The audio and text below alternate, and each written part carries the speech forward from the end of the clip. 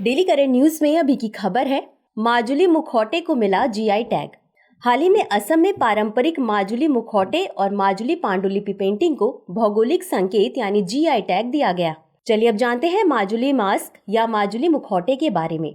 यह पारंपरिक तकनीकों का उपयोग करके हाथ से बनाए गए जटिल रूप से तैयार किए गए मुखौटे हैं।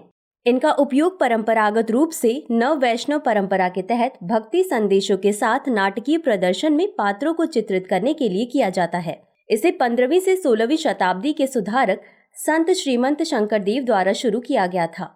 मुखौटों में देवी देवताओं, राक्षसों, जानवरों और पक्षियों को चित्रित किया जा सकता है। इन्हें बांस, मिट्टी, गोबर, कपड़ा, कपास और लकड़ी सहित विभिन्न सामग्रियों से बनाया जाता है। इनका आकार केवल चेहरे को ढकने वाले मुखा से लेकर कलाकार के पूरे सिर और शरीर को ढकने वाले चोमुख तक हो सकता है। पारंपरिक चिकित्सक समसामयिक संदर्भों को अपनाने के लिए सत्रों की सीमाओं से परे जाकर माजुली मुखौटा निर्माण का आधुनिकीकरण कर रहे हैं। सत्रों की स्थापना श्रीमंत शंकरदेव और उनके शिष्यों द्वारा धार्मिक, सामाजिक और सांस्कृतिक सुधार के केंद्र के रूप में की गई थी। माजुली अपने 22 सत्रों के साथ इन सांस्कृतिक प्रथाओं का केंद्र है। मुखौटा बनाने की परंपरा मुख्य रूप से 4 सत्रों में पाई जाती है: समागुरी सत्र, नतुन समागुरी सत्र, बिहिमपुर सत्र और अलिंगी नरसिम्हा सत्र। चलिए अब जानते हैं माजुली पांडुलिपि पेंटिंग के बारे में। यह पेंटिंग धार्मिक कला का एक रूप है। इसकी उत्पत्ति 16वीं शताब्दी में हुई थी।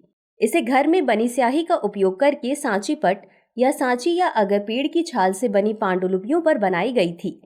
सचित्र पांडुलिपि का सबसे पहला उदाहरण श्रीमंत शंकरदेव द्वारा असमिया में भागवत पुराण के आद्य दशम का प्रतिपादन माना जाता है। इस कला को अहोम राजाओं द्वारा संरक्षण दिया गया था।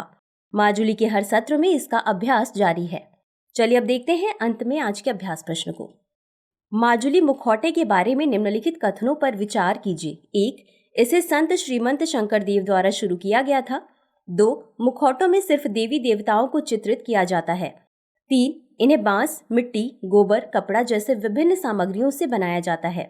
उपर्युक्त में से कितने कथन सही है या सही हैं? A केवल 1, B केवल 2, C सभी 3, D इनमें से कोई नहीं। इस प्रश्न का उत्तर कमेंट बॉक्स में जरूर दें। अभी के लिए बस इतना ही। शुक्रिया। डियर व्यूअर्स, अपने एग्जाम की तैयारी को और बेहतर करने के लिए हमारे चैनल को लाइक, शेयर और सब्सक्राइब करना न भूलें।